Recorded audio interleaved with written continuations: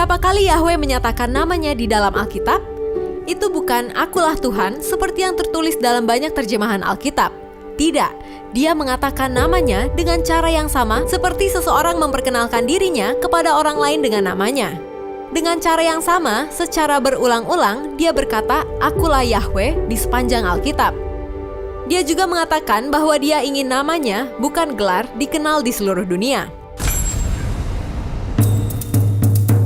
Yahweh atau dikenal dengan sebutan Tetragrammaton, 4 huruf nama Allah bahasa Ibrani atau YHWH. Nama ini ditulis lebih dari 6.800 kali, diulang dalam kitab-kitab Perjanjian Lama dan diterjemahkan dengan kata Tuhan, semua huruf besar. Pembacaan nama ini tidak dapat dipastikan karena selama berabad-abad dilarang diucapkan dalam budaya Yahudi karena takut menyalahi. Akulah Yahweh, itulah namaku, dan aku tidak akan memberikan kemuliaanku kepada yang lain dan pujianku kepada patung. Tetapi sesudah itu, aku akan mengembalikan kepada bangsa-bangsa bibir yang dibersihkan, supaya mereka semua memanggil kepada nama Yahweh untuk melayaninya dengan bahu-membahu. Perhatikan bahwa Zefanya mengatakan, supaya mereka semua memanggil nama, bukan gelar Tuhan, tetapi Yahweh. Sekali lagi, Tuhan adalah gelar, bukan nama. Nama pribadi Allah dalam bahasa Ibrani terdiri dari 4 huruf. YHWH, seperti yang diberikan kepada Musa sewaktu Musa menanyakan siapa namanya di dalam kitab Keluaran.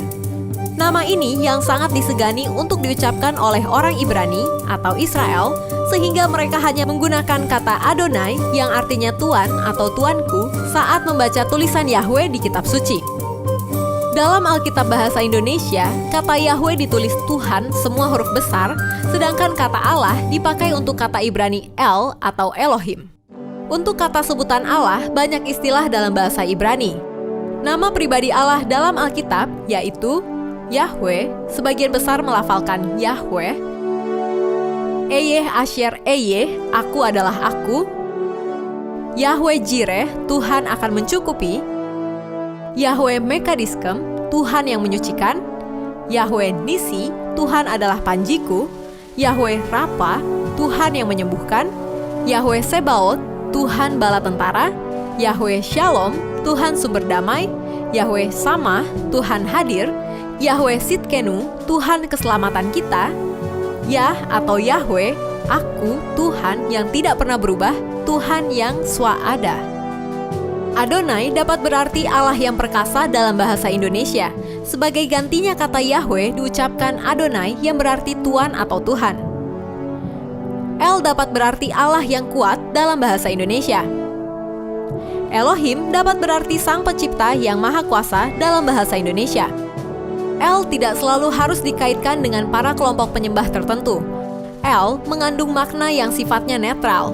El bukanlah sebuah nama, tetapi El menunjuk pada kuasa supranatural yang impersonal, yaitu suatu kekuasaan yang ilahi. Oleh karena itu, kata El dalam bahasa Ibrani tidak menggunakan kata sandang, seperti H dalam bahasa Ibrani atau de dalam bahasa Inggris yang konkret. Ehyeh, aku adalah aku, versi Ibrani modern untuk Ehyeh Asher Ehyeh. Elohei Avraham, Elohei Yitzhak, Wei Elohei Yaakov, Allah Abraham, Allah Ishak, dan Allah Yakub. El Hagibor, Allah Sang Pahlawan atau Allah yang kuat. Emet, kebenaran. Insof, tak berakhir, tak terhingga. Nama kabalistik untuk Allah. Ro'eh Yisrael, Gembala Israel. Hakados Baruch Hu, yang kudus diberkatilah dia. Kados Israel, yang kudus dari Israel. Melek Ha-Melakim, Raja segala raja, atau Melech Malkei Ha-Melachim, Raja segala raja di raja, untuk menyatakan keutamaan terhadap semua gelar penguasa di dunia. Makom atau Hamakom, harafiah tempat itu, artinya maha ada, omnipresent. Magen Avraham, perisai dari Abraham. Ribono Shel Olam, penguasa semesta. Yahweh Yireh atau Yehuwah Yireh, Tuhan akan menyediakan. Yahweh Rafa, Tuhan menyembuhkan. Yahweh Nis'i atau Yehuwah Nisi, Tuhan panji-panji kita. Yahweh Shalom, Tuhan kedamaian kita. Yahweh Ra'ah, Tuhan gembalaku. Yahweh Sidkenu, Tuhan kebajikan kita. Yahweh Syamah atau Yehuwah Syamah, Tuhan hadir. Zur Israel, batu karang dari Israel. Dari sekian nama, gelar atau gambaran tentang Allah dalam Perjanjian Lama, ada 3 kata dasar utama, yakni El, Elohim, dan Yahweh atau Yehovah, adalah perlu dari awal memahami arti ketiga nama itu dan hubungannya satu dengan yang lain. Ulangan 5 ayat 9 mencatat, Aku, Tuhan, Yahweh, Allahmu, Elohim, adalah Allah, El yang cemburu. Atau Kejadian 31 ayat 13, Allah, El yang di Betel. Karena itu, Yahweh berbeda dari Elohim, nama diri seorang pribadi meskipun oknum tersebut adalah Allah. Misalnya, seseorang bernama Tono dengan gelar seorang kepala sekolah. Dalam hal ini, menunjukkan Allah sebagai seorang pribadi dan dengan demikian mempertemukan Allah dengan tokoh-tokoh manusia dalam suatu hubungan, membawa Allah dekat kepada manusia, dan ia berbicara kepada para bapak leluhur sebagai teman terhadap yang lain. Yesus tidak menggunakan bahasa Ibrani melainkan Yunani dan Aram, dan di atas kayu salib, ia memanggil Bapa dengan nama El atau Elo yang adalah bahasa Aram. Dalam simbol piktogram Ibrani kuno, nama Yahweh atau Yod-He-Waw-He dituliskan sebagai berikut. Yod memiliki arti lengan atau tangan atau bekerja. He memiliki arti lihat.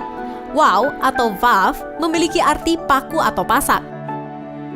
Dibaca, tangan, lihatlah, paku, lihatlah. Yang menarik, jika dibaca dari kiri ke kanan seperti cara kita membaca, terbaca lihat paku, lihat tangan. Jadi, nama Elohim kita Yahweh berbicara tentang tangan dan paku. Jadi, sejak awal permulaan sebelumnya, Yahweh sudah mengirimkan pesan di dalam namanya kepada manusia bahwa pada suatu waktu akan ada tangan yang terpaku. Jadi, bagaimana kita memanggil nama Tuhan? Seperti di Perjanjian Lama atau ada yang lain? Seperti tertulis bahwa kita diselamatkan oleh iman kepada Yesus Kristus, dan karena itu Tuhan bahkan ingin kita memanggilnya sebagai Bapa kami yang di sorga.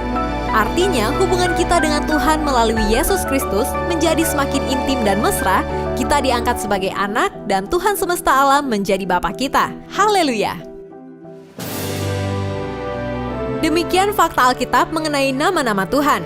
Kalau kamu suka dengan video ini, silahkan di-like apalagi di komen. Karena itu hal yang paling kita tunggu supaya bisa menjadi berkat juga bagi yang lain. Jangan lupa di-share dan subscribe. Aktifkan tombol lonceng kamu untuk notifikasi video terbaru kami. Bagi kamu yang ingin memberkati orang lain, kamu bisa mewujudkannya dengan cara mendukung kami untuk terus memproduksi video fakta Alkitab dengan memberikan donasi minimal Rp100.000.